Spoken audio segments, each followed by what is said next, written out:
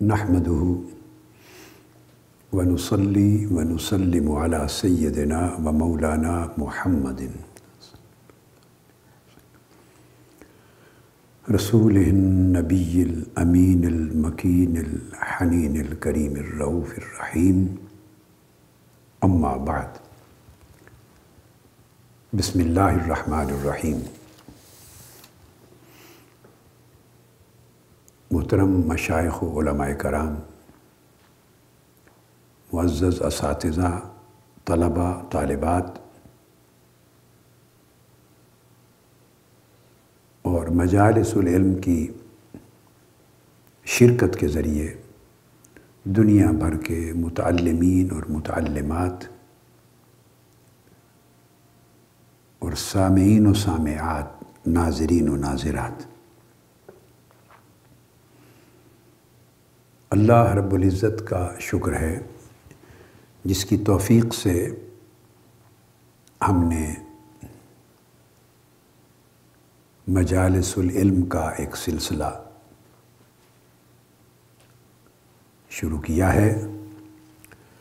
اور اس میں ہم علم کی حقیقت، ماہیت، علم کی اقسام و انواع اور علم کی مختلف قسموں کے حصول کے ذرائع، وسائط اور وسائل، ان پر گفتگو کر رہے تھے، اور پچھلی چند نشستوں سے ہماری گفتگو کا موضوع اسی حوالے سے، یعنی علم الباطن کے حوالے سے، کشف اور علم لدنی پر گفتگو ہو رہی ہے۔ حضور نبی اکرم صلی اللہ تعالیٰ علیہ وآلہ وسلم کی کئی احادیث مبارکہ پچھلی چند نشستوں میں نے پیش کی، اور ہم نے ان کا مطالعہ کیا، اور ایسے کئی واقعات کا صحیح بخاری اور صحیح مسلم سے ہم نے جائزہ لیا، جن میں آقا علیہ الصلوۃ والسلام نے حقائق کونیہ کو اور حقائق مستقبل کو اور کئی واقعات کو جو دور دراز صادر ہوئے یا آنے والے زمانوں میں طویل مدت کے بعد جن کو واقع ہونا تھا، ان کا مشاہدہ فرمایا، اور اپنے کشف کے ذریعے امت کو، صحابہ کرام کو ان کی اطلاع کی۔ آج صحیح بخاری سے ہی بعض اور احادیث کا مطالعہ کر رہے ہیں۔ صحیح بخاری کی کتاب الجنائز، حضرت ابو ہریرہ رضی اللہ تعالیٰ عنہ راوی ہیں۔ اس حدیث میں کیا بیان ہوا ہے؟ حدیث کا واقعہ یہ ہے کہ آقا علیہ الصلوۃ والسلام مدینہ طیبہ میں ہیں، اور نجاشی جو حبشہ کا بادشاہ تھا، وہ حبشہ میں ہے، ابیسینیا میں، جس کو ایتھوپیا کہتے ہیں، تو اس کی وفات ہوئی۔ آقا علیہ الصلوۃ والسلام نے عین اس کی وفات کے وقت صحابہ کرام کو اس کی وفات کی خبر دی، اور مدینہ طیبہ میں صحابہ کرام کی صفیں قائم کرا کے اس کی نماز جنازہ پڑھائی۔ کوئی سورس انفارمیشن کا اور نہیں تھا، اور یہ جتنے واقعات میں صحیح بخاری سے، صحیح مسلم سے متفق علیہ احادیث کی صورت میں کوٹ کر رہا ہوں، یہ بات میں کئی بار واضح کر چکا ہوں، اور آج پھر اس کی توضیح اور تصریح کرنا چاہتا ہوں کہ آقا علیہ الصلوۃ والسلام پر جو وحی اترتی، اس کی دو شکلیں تھیں۔ ایک کو وحی جلی کہتے ہیں، اور ایک کو وحی خفی۔ وحی جلی وہ ہے جو قرآن مجید کی صورت میں آئی ہے، اور وحی خفی وہ ہے جس کا نزول جبرائیل امین کے ذریعے آقا علیہ الصلوۃ والسلام پہ نہیں ہوا کہ اللہ تبارک و تعالیٰ نے بلا واسطہ آقا علیہ الصلوۃ والسلام کے قلب اطہر پر اس کا علم، اس کی خبر، اس کا حکم القاء فرمایا ہے۔ وہ طریقہ الہام کا بھی ہے، وہ طریقہ اعلام کا بھی ہے، وہ طریقہ کسی بھی شکل میں اخبار الہی ہے، اور اسی کو ہم بنیاد بنا کے سنت کی اور حدیث کی حجیت کا عقیدہ رکھتے ہیں۔ اور جیسے سورہ النجم میں فرمایا گیا، یہ اسی کی تفصیل ہے جس میں فرمایا وما ينطق عن الهوى ان هو الا وحی یوحی، کہ اللہ کے برگزیدہ اور محبوب اور مقرب نبی صلی اللہ علیہ وسلم اپنی خواہش نفس سے کچھ نہیں بولتے، ایک لفظ بھی ادا نہیں فرماتے۔ ان ہوا الا وحی یوحی، مگر جو لفظ بھی آپ کی زبان اقدس سے نکلتا ہے وہ وحی ہوتی، جو اللہ رب العزت نے ان پر کی ہوتی۔ اس سے یہ بات ثابت ہوتی ہے کہ وہ جو ایک ایک لفظ آپ کے زبان اقدس سے صادر ہونے والا وحی ہے، تو وہ وحی اگر سیدنا جبرائیل امین کے ذریعے اتری ہو تو وہ قرآن بن جاتا ہے، قرآنی وحی ہے۔ اگر فرشتے اور جبرائیل امین کے واسطے کے بغیر ڈائریکٹ آپ کے قلب اطہر پر اس کا القاء ہوا ہو تو وہ وحی خفی بن جاتی ہے۔ تو قرآن وحی جلی کی کیٹیگری میں آتا ہے، اور سنت اور حدیث، تمام احادیث مبارکہ میں جو آقا علیہ الصلوۃ والسلام نے امت کو علم دیا، اطلاعات دی، خبریں دیں، وہ علم وحی خفی کی صورت میں آتا ہے۔ اب یہاں تک تو یہ بات کلیئر ہو جاتی۔ ہم پچھلے کئی نشستوں اور مجالس میں اس چیز کو بھی ڈسکس نہیں کر رہے، ہم ڈسکس کر رہے ہیں کشف کو۔ کشف آقا علیہ الصلوۃ والسلام کا ایک اور مرتبہ ہے، اور یہ ایک اور مقام علم ہے جس میں حجابات اٹھا دیے جاتے ہیں، اور پھر یہ کشف کرامتاً آقا علیہ الصلوۃ والسلام کی امت کے اولیاء کو، صلحاء کو اور اہل صفائے قلب کو بھی نصیب ہوتا ہے۔ ہم اس پر آگے چل کے بات کرتے ہیں۔ تو ہم یہ بیان کر رہے ہیں کہ ایسے واقعات جن کا آقا علیہ الصلوۃ والسلام نے مشاہدہ کرنے کا ذکر فرمایا،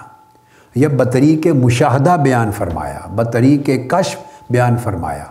پچھلی نشست میں جتنی حدیث بیان کی تھی ان میں آقا علیہ السلام نے یہ نہیں فرمایا کہ مجھے خبر دی گئی ہے، یا یہ علم میرے قلب پر القاء ہوا ہے، یا اللہ رب العزت نے مجھے خاص طریقے سے اس سے مطلع فرمایا ہے، یہ نہیں فرمایا۔ آقا علیہ الصلوۃ والسلام نے مثلا فرمایا انی واللہ لانظر الی حوضی الان، میں ایسی احادیث چن کر بخاری اور مسلم سے اس وقت مطالعہ کروا رہا ہوں آپ کو۔ فرمایا کہ بے شک میں اللہ کی قسم آنکھوں سے دیکھ رہا ہوں اس وقت قیامت کے اندر حوض کوثر کو دیکھ رہا ہوں۔ یہ لفظ الگ استعمال کیے، اور مثلا اس کے علاوہ بھی کلمات فرمائے اس حدیث میں۔ یہ حدیث جو اس وقت میں درمیان میں استدلال کے طور پہ، استشہاد کے طور پہ کوٹ کر دی، اس پر ہم نے پچھلی نشست کی گفتگو ختم کی تھی۔ اب میں یہ دو چیزوں کا فرق سمجھانے کے لیے اس حدیث کی طرف دوبارہ رجوع کیا ہے کہ دیکھیے آقا علیہ الصلوۃ والسلام ایک ہی کلام میں الفاظ مختلف استعمال فرماتے ہیں، چونکہ اس علم کا مصدر الگ الگ ہے، اس علم کا منبع الگ الگ ہے، اس علم کا سورس، اس کا مینز، اس کا ٹول، اس کا وسیلہ، اس کے حاصل ہونے کا آلہ الگ الگ ہے۔ تو جب آقا علیہ السلام فرماتے ہیں اپنی امت کو انا شہید علیکم، کہ قیامت کے دن میں تمہارے اوپر گواہی دینے والا ہوں، تو اس وقت یہ نہیں فرمایا کہ میں دیکھ رہا ہوں کہ میں قیامت کے دن تمہارے اوپر گواہی دے رہا ہوں، یہ نہیں فرمایا۔ انا شہید علیکم، میں تمہارے اوپر گواہی دینے والا ہوں، اس کا مطلب ہے آقا علیہ السلام کو اپنے اس مرتبے کی آگاہی اللہ رب العزت نے بطریق اعلام بطریق وحی فرما دی، اور وہ قرآن مجید میں نے اس کو پچھلی نشست میں بیان کر دیا تھا کہ وہ آپ کا کیا عالم اور کیا منظر ہوگا جب آپ ساری امتوں پر اور تمام انبیاء پر گواہی دینے والے ہوں گے۔ وَجِئْنَا بِكَ عَلَىٰ هَٰؤُلَاءِ شَهِيدًا، تو یہ وہ چیز ہے، تو آپ کو اطلاع دے دی گئی ہے، خواہ قرآن مجید کے ذریعے دے دی جائے، خواہ قرآنی وحی کے بغیر براہ راست بلا واسطہ ملک یعنی فرشتے کے واسطے کے بغیر علم دے دیا جائے۔ تو اس وقت آقا علیہ السلام یہ کبھی نہیں فرمائے، پوری حیات طیبہ نے میں نہیں فرمایا کہ میں دیکھ رہا ہوں، آپ صرف اس کی خبر دے دیں گے۔ اب وہ ایسی چیز کی خبر ہے کہ جو عیاناً آنکھوں سے تو دیکھا نہیں جا رہا وہ واقعہ، ورنہ دیکھا جانے کے قابل ہوتا تو صحابہ کرام بھی دیکھ سکتے، تو چونکہ وہ دیکھے جانے کے قابل نہیں ہے ظاہری ذرائع سے، آنکھوں سے، اس لیے دو ہی صورتیں ہیں، یا فرمائیں کہ میں دیکھ رہا ہوں، یا فرمائیں کہ ایسا ہوگا۔ اگر فرما دیں ایسا ہوگا تو اس کا مطلب ہے وہ اعلام اور اخبار کا طریقہ ہے، یا قرآنی وحی میں یا حدیثی وحی میں جس کو کہتے ہیں، جس کو ہم حدیث بولتے ہیں، کہ بغیر فرشتے کے اللہ پاک نے آپ کو جن علوم سے آگاہ فرما دیا ان میں سے، اور جب فرما دے میں دیکھ رہا ہوں تو اس کا مطلب آٹومیٹیکلی یہ ہو گیا کہ وہ صورت مختلف ہو گئی، وہ کشف ہو گیا، وہ ایک ایسا علم ہے جو بطریق کشف آ رہا ہے آقا علیہ السلام کو، جس میں حجابات اٹھ گئے ہیں۔ یہ انہی میں سے تو نجاشی کی جب ڈیتھ ہو گئی تو آقا علیہ السلام نے صحابہ کرام سے فرمایا ان رسول اللہ صلی اللہ علیہ وسلم نعن نجاشیہ فی الیوم الذی مات فیہ، آقا علیہ السلام نے اطلاع دے دی، خبر دے دی کہ نجاشی کی ڈیتھ ہو گئی۔ خرج الی المصلی فصف بہم وکبر اربعہ، صحابہ کرام کی صف قائم فرمائی اور 4 تکبیروں کے ساتھ نماز جنازہ پڑھائی۔ یہ حدیث روایت ہوئی ابو ہریرہ رضی اللہ تعالیٰ عنہ سے، تو حضور علیہ السلام نے بیان فرمایا، اسے حضرت جابر بن عبداللہ رضی اللہ تعالیٰ عنہ روایت فرما رہے ہیں۔ آقا علیہ السلام نے فرمایا آج ایک نیک بندہ رجل صالح ابھی اس کی وفات ہو گئی ہے حبشہ میں۔ اب کلمات ارشاد فرما رہے ہیں، فَهَلُمَّ فَصَلُّوا عَلَيْهِ، آپ نے صحابہ کو بلایا آؤ، پھر اس پر نماز جنازہ پڑھی۔ فَصَفَفْنَا فَصَلَّى النَّبِيُّ صلی اللہ علیہ وآلہ وسلم علیہ، صحابہ کہتے ہیں ہم نے صفیں قائم کر دی، آقا علیہ السلام نے ان پر نماز پڑھی۔ وَنَحْنُ مَعَهُ صُفُوفٌ، اور ہم آقا علیہ السلام کے ساتھ صفوں میں تھے۔ اور حضرت جابر بن عبداللہ کہتے ہیں كُنْتُ فِي الصَّفِّ الثَّانِي، میں دوسری صف میں کھڑا تھا۔ اب یہ جو حدیث ہے اس پر دلچسپ چیز ہے، اختصار سے بیان کرتا ہوں،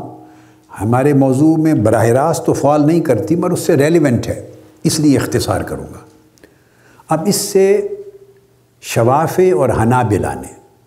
مذہب شافعی کے پیروکار علماء نے اور مذہب حنبلی کے پیروکار علماء نے،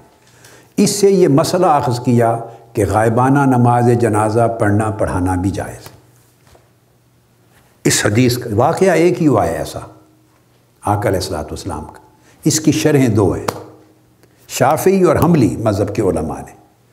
اس کو نماز جنازہ، غائبانہ نماز جنازہ سے تعبیر کیا اور اس کے جواز کا فتویٰ دیا، اور سو اس کے مطابق وہ پڑھتے ہیں۔ اور دلیل ان کی یہ کہ امام شافعی فرماتے ہیں کہ نماز جنازہ بنیادی طور پہ دعا ہی تو ہے، جیسے میت سامنے پڑی ہو تو دعا کرتے ہیں، جائز ہے، قبر میں دفن ہو جائے تو بعد میں بھی دعا کرتے ہیں، قبر کے اوپر بھی کرتے ہیں، بعد میں گھر میں بیٹھ کے بھی کرتے ہیں، تو اگر میت نظر نہ بھی آ جائے تو یہ دعا جائز ہے۔ شافعی اور حنبلی مذہب کے علماء نے امام شافعی کے قول کے مطابق اس سے یہ مسئلہ اخذ کیا، مگر حنفیہ اور مالکیہ، امام اعظم ابو حنیفہ کے مذہب میں، احناف میں اور امام مالک کے مذہب میں غائبانہ نماز جنازہ نہیں ہے۔ تو وہ اس حدیث کی تعبیر کیا کرتے ہیں، اور یہ صرف کسی 1-2 عالموں کی بات نہیں ہے علماء کی، یہ 1200-1400 سال کے کل ائمہ احناف اور ائمہ مالکیہ، انہوں نے اس کی تعبیر یہ کی کہ یہ آقا علیہ السلام کو کشف ہوا. یہ علامہ الحافظ ابن حجر عسقلانی کی کتاب فتح الباری، انہوں نے اس کو ڈسکس کیا ہے. باب ہے باب الصفوف علی الجنازہ، جنازہ کی صفوں کا باب ہے، اور کتاب الجنائز ہے. یہ بحث جو میں نے آپ کو مذاہب فقہ کی تو امام عسقلانی یہاں وہ لاتے ہیں، اور احناف کی بحث کرتے ہوئے مالکیہ وہ کہتے ہیں کہ آقا علیہ السلام کو کشف ہوا، پردے اٹھا دیے گئے، جو ہماری اس وقت مجالس علم کی سلسلہ وار گفتگو کا موضوع چل رہا ہے کہ علم بالکشف، کہ پردے اٹھا دیے جانا، یعنی اوپر سے اطلاع نہیں آئی،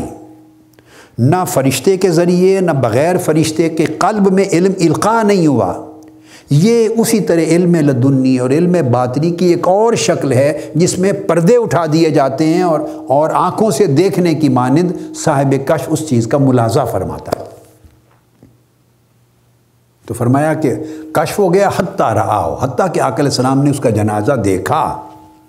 اور جب آپ جنازہ پڑھا رہے تھے تو وہ نماز جنازہ غائبانہ نہیں تھی، آقا علیہ السلام کے سامنے جنازہ تھا اور آپ مشاہدہ فرما رہے تھے. رہ گئے صحابہ کرام تو وہ تو آقا علیہ السلام کے پیچھے کھڑے ہیں،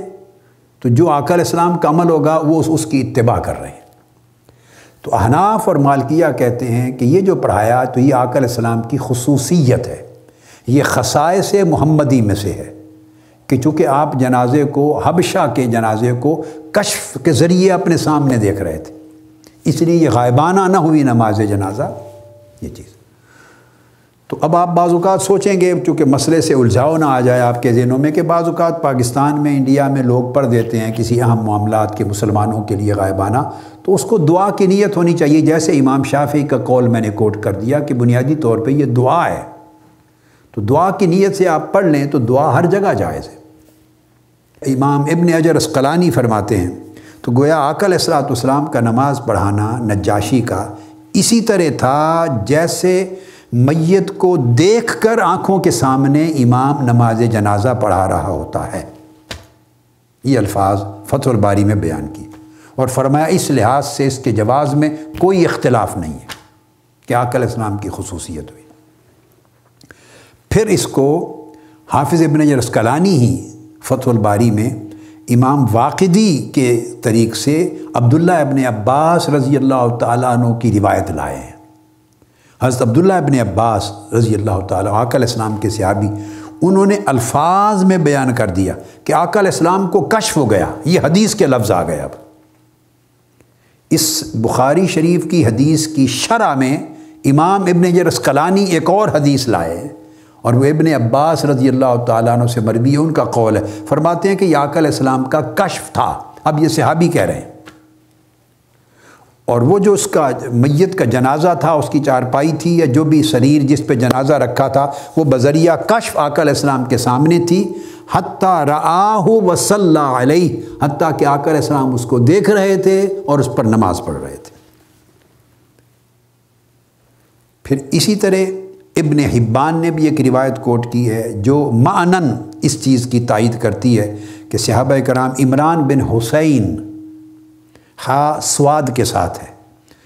وہ رضی اللہ تعالیٰ جلیل القدر صحابی ہیں، اور وہ روایت کرتے ہیں کہ ہم آقا علیہ السلام کے پیچھے صفیں بنا کر کھڑے نماز پڑھ رہے تھے، اور فرماتے ہیں کہ واللہ ہمیں یہ گمان نہیں تھا کہ آقا علیہ السلام جنازہ نہیں دیکھ رہے. ہم پورے یقین کے ساتھ کھڑے تھے کہ جنازہ آقا علیہ السلام کی آنکھوں کے سامنے. صرف ہم نہیں دیکھ رہے تھے مگر ہمیں یقین تھا کہ آقا علیہ السلام دیکھ رہے ہیں. اور یہ حضرت عمران بن حسین، بائی دی وے بات آ گئی، یہ خود اصحاب کشف صحابہ میں سے تھے. اب یہ موضوع آگے چل کے آنا ہے، مگر چونکہ تذکرہ آ گیا، ان کی روایت آ گئی، تو میں ان کو بائی دی وے یہیں کوٹ کر دوں. اس سے بھی اس کشف پر اضافتاً ثبوت ملے گا کہ صحابہ کرام کے وقت میں بھی کشف ہوتا تھا. حالانکہ احادیث نبویہ کے بعد میں نے خلفائے راشدین کے کشف پر آنا ہے، اور سینکڑوں واقعات ہیں، میں ان میں نہیں جانا چاہتا، بس ایک ایک مثال چاروں خلفائے راشدین کی دے دوں گا احادیث سے اسٹیبلش کرنے کے لیے،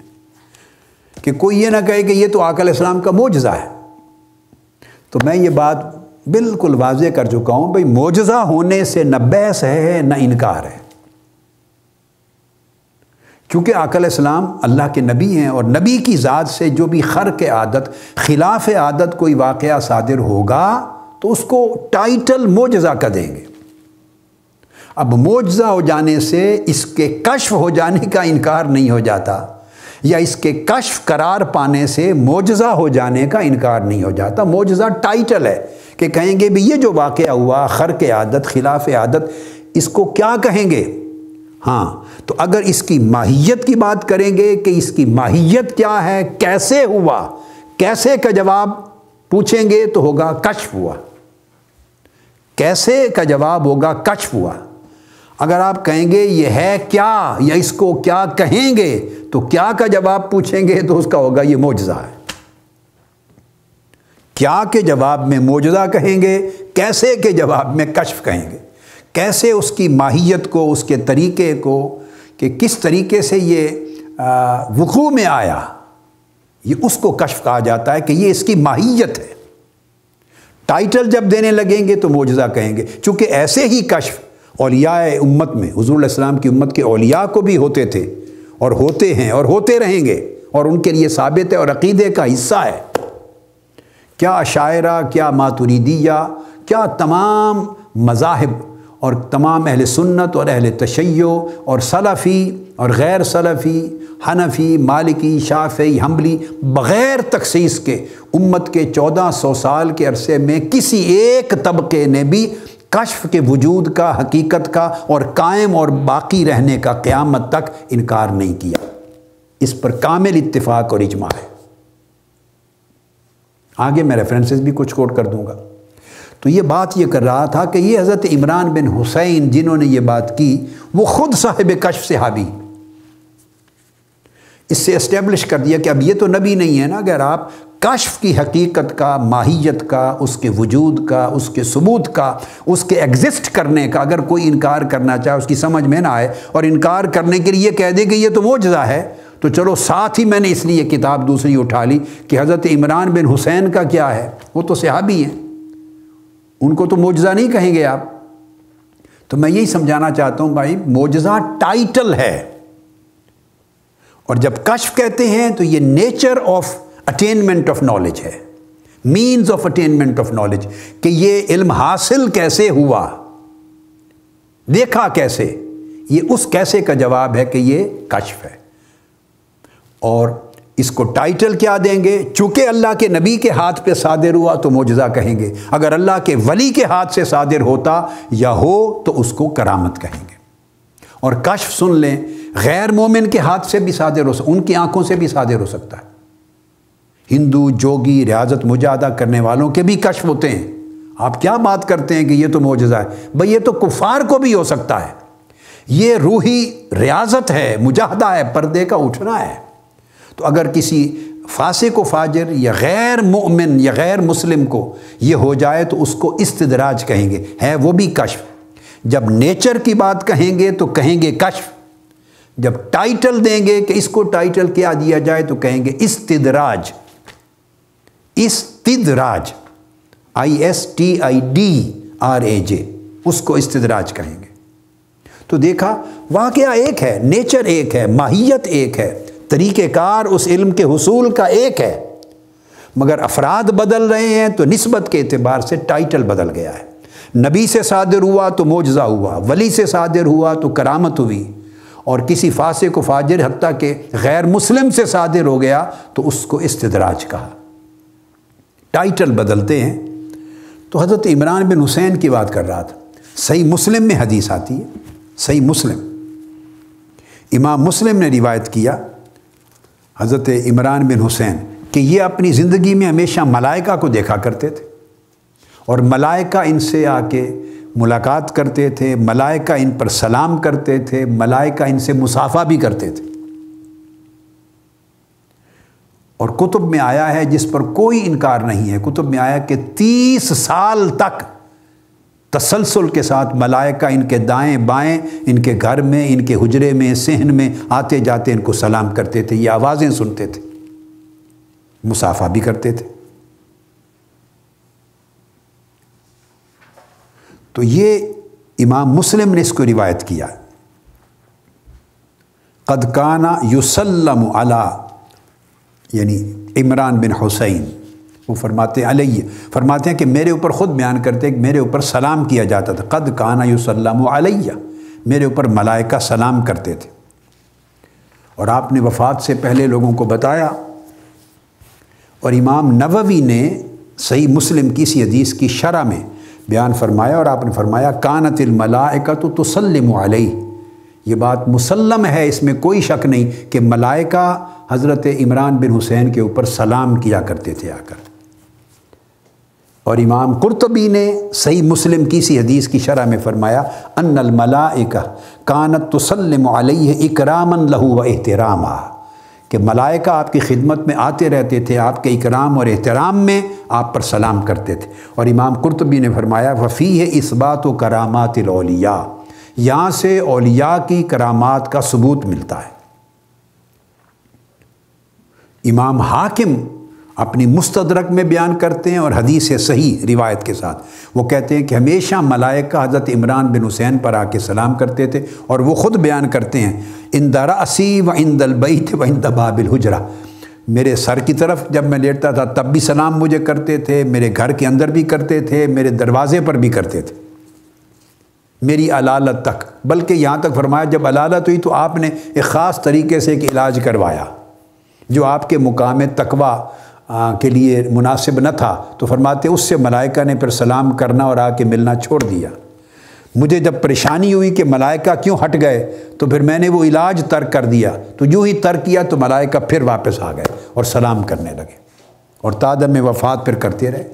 امام بہقی نے شعب الایمان میں اس کو بیان کیا، امام ابن الاسیر نے النہایہ میں بیان کیا،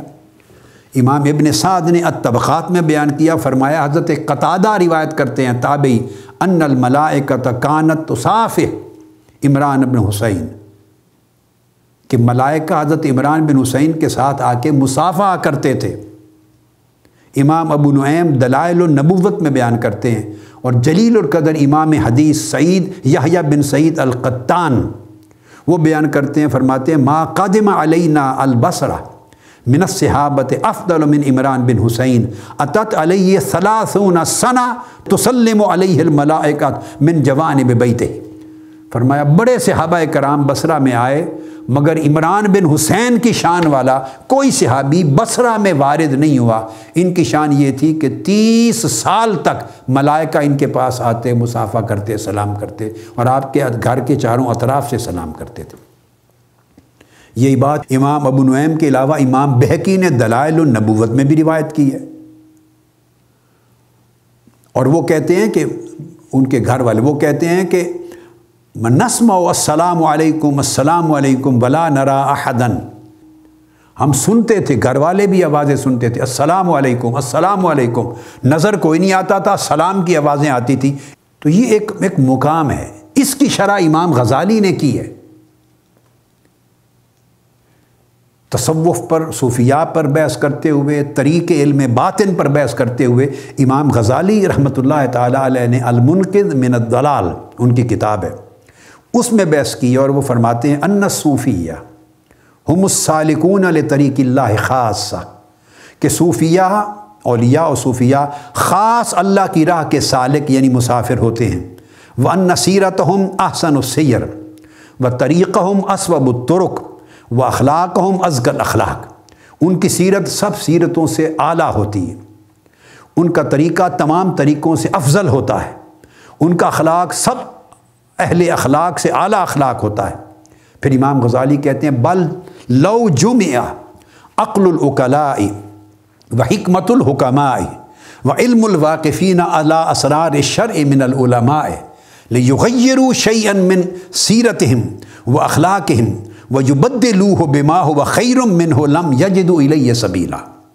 امام غزالی کہتے ہیں کہ اگر ساری دنیا کے عقل والوں کی عقل جمع ہو جائے، اور حکمت والوں کی حکمت جمع ہو جائے، اور علماء والوں کے علوم شرعیہ جمع ہو جائیں، اور اسرار کے علم جمع ہو جائیں، اور صوفیاء اور اولیاء سے بہتر کوئی سیرت تشکیل دینا چاہیں اور صوفیاء کے اخلاق اور حکمت سے بہتر کوئی طریقہ تشکیل دینا چاہیں، فرمایا ساری دنیا کے علماء، حکماء، فقہاء اور علماء عقلاء مل کر بھی صوفیاء کی سیرت اور ان کے اخلاق اور ان کے مرتبہ علم سے بہتر کوئی مرتبہ پیش نہیں کر سکتے۔ وجہ آگے امام غزالی فرماتے ہیں، دیکھیے میں ہندوستان کے کسی عالم علماء کو کوٹ نہیں کر رہا، جبکہ وہ بھی اکابر علماء سارے یہی عقیدہ رکھتے تھے۔ اب اگر لوگوں کی سمجھ میں بات آنا بند ہو گئی ہے تو ہماری اپنی کثافتیں ہیں، علم نہیں ہے، مطالعہ چھوڑ دیا ہے، کتب سے تعلق نہیں ہے، ہم اپنی ذاتی رائے اور ہوائے نفس کو علم کا نام دینے لگ گئے ہیں۔ ہر آدمی محقق اور امام بن گیا علم کا بغیر پڑھے، یہ ہمارا قصور ہے۔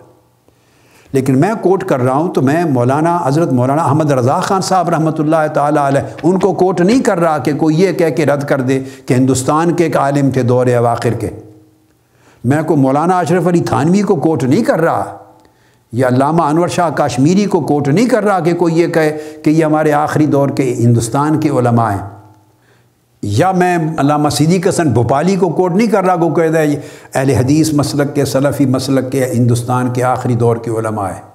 یا کسی شیعہ بہت بڑے عالم کو کوٹ نہیں کر رہا کوئی کہ ایران یا انڈیا کے عالم ہے۔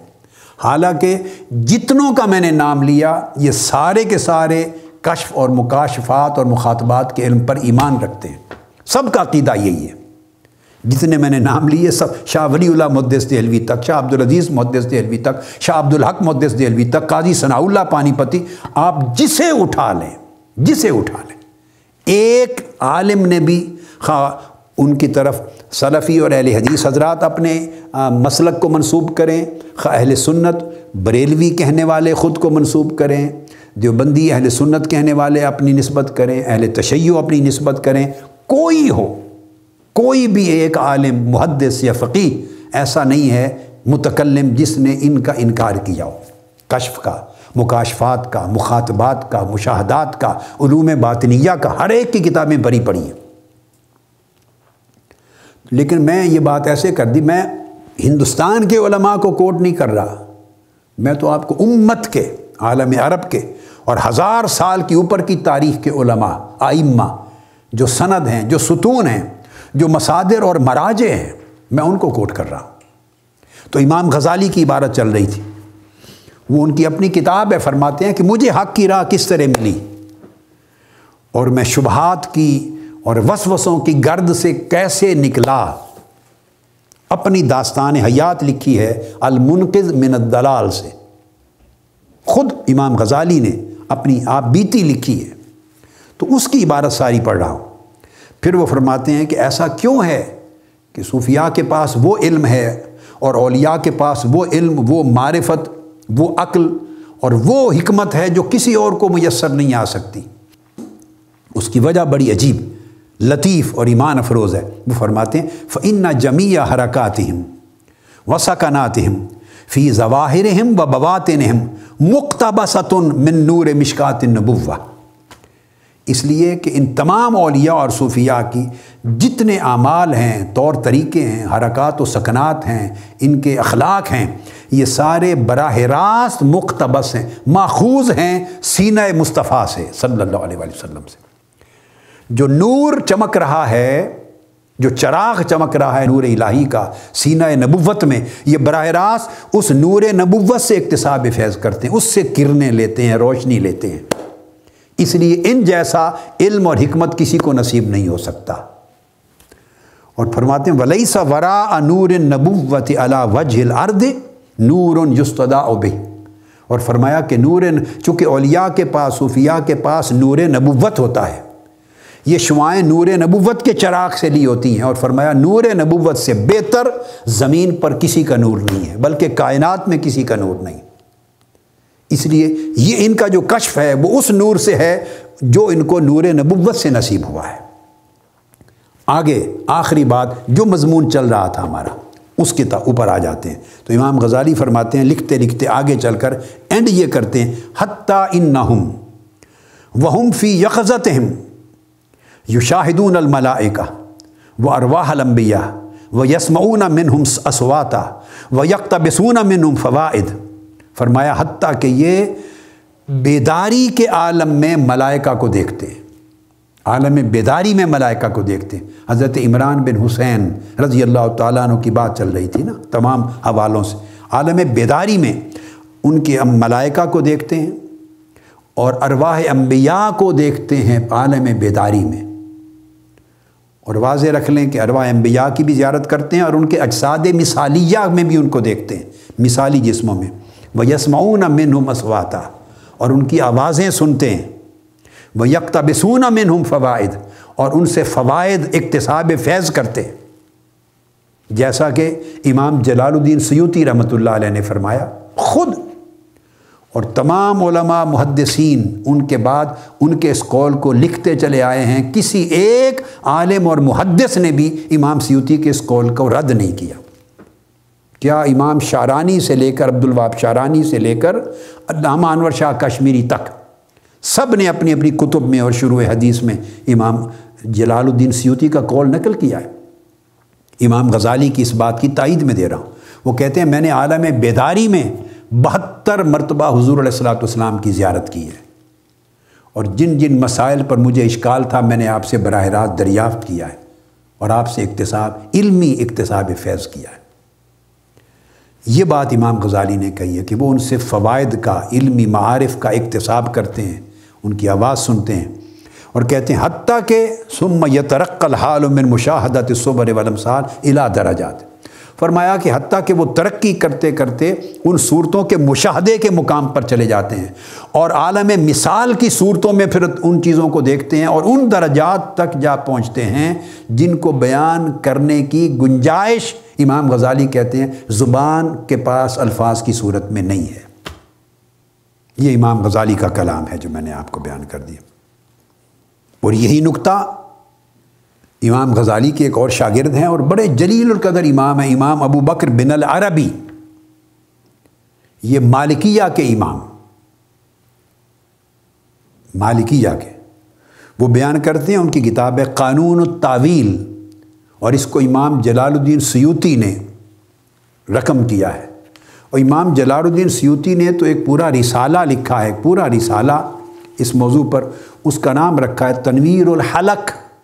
فی امکان رؤیت النبی والملک۔ یہ امام جلال الدین سیوطی کا پورا رسالہ ہے۔ تنویر الحلق فرماتے ہیں اللہ کے نبی اور فرشتے کو بیداری کے عالم میں دیکھنے کے شرعی امکان پر، پھر آپ نے بھر دیا ہے وہ رسالہ احادیث سے لے کے اولیاء اللہ کی کرامات تک اور ائمہ محدثین اور فقہاء کی تصریحات سے،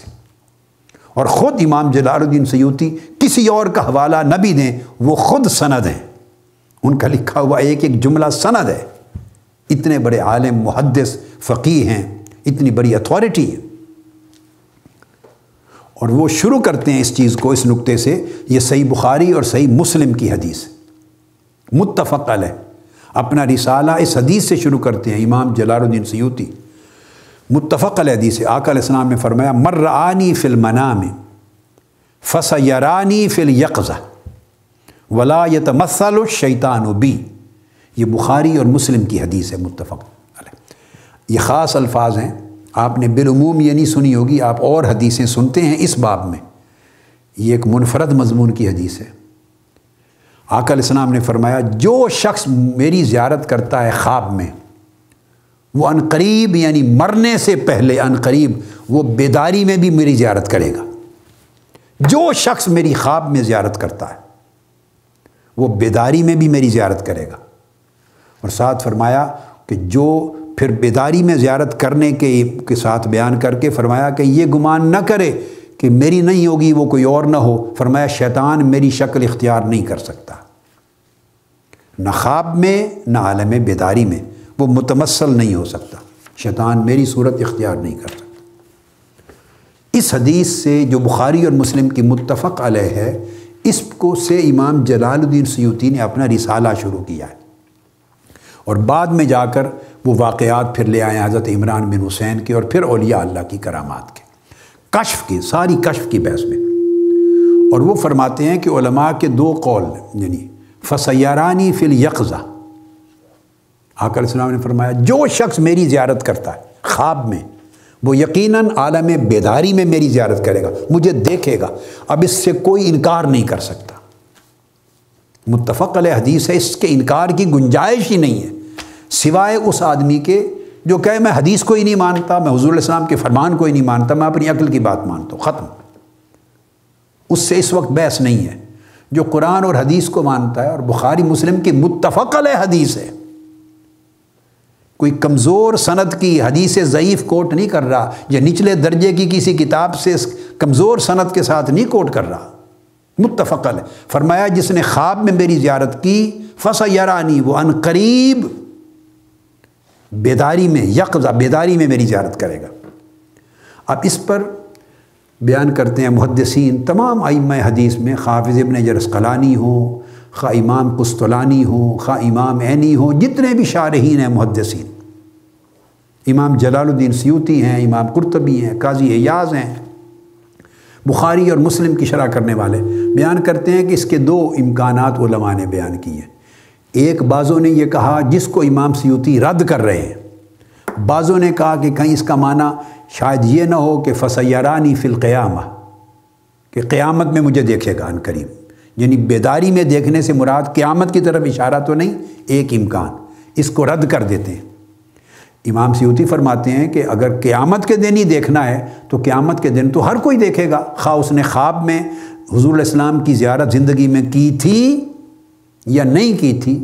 ہر کوئی دیکھے گا قیامت کے دن، آقا علیہ السلام سامنے ہوں گے، شفاعت فرمائیں گے، تو قیامت کے دن ہر ایک نے دیکھنا ہے۔ تو یہاں تو آقا علیہ السلام تخصیص فرما رہے ہیں، مَن رَآنِي فِي الْمَنَامِ فَسَيَرَانِي فِي الْيَقْظَةِ، جو خواب میں میری زیارت کرے گا وہ عن قریب مجھے بیداری میں دیکھے گا۔ اس کو رد کر دیا، فرمایا کہ اس میں تو تخصیص ہے نہیں، قیامت کے دن تو ہر ایک نے دیکھنا ہے، لہٰذا بِأَنَّهُ لَا فَائِدَ فِي هَذَا التَّخْصِيص، امام سیوطی فرماتے ہیں کہ پھر اس تخصیص کا کوئی فائدہ ہی نہیں ہے، ایسی بات نہیں۔ لہٰذا انہوں نے کہا قوم نے، محدثین نے، علماء نے، ائمہ نے، ان کی اکثریت نے یہ قول کیا ہوا علی ظاہر ہی، اس حدیث کے معنی کو بدلا نہ جائے، پھیرا نہ جائے، تعویل نہ کی جائے، اس حدیث کے معنی کو اس کے ظاہر پہ محمول کیا جائے۔ آقا علیہ السلام جو بات فرما رہے ہیں بس اسی کو ہی مانا جائے، من ون، اس میں کوئی نئی من گھڑت کے ذریعے تعویلات نہ نکالی جائیں،